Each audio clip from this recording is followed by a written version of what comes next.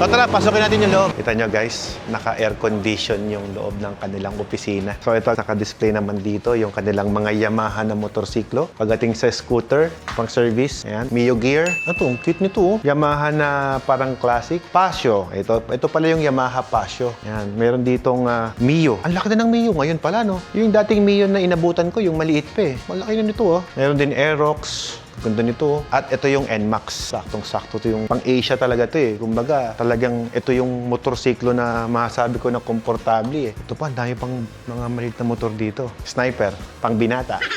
Ito, Honda ADV. 160 na to. Ito, meron tayo nito sa bahay eh. Pero yung 150cc na sa Guanzon Group of Company ko rin kinuha at doon ko nabili yun sa Alcala branch. Marami palang 160 na ADV dito. Ito guys, meron din Honda Beat. Kumbaga dito, pag bibili ka, lahat na ng motor masasize mo eh.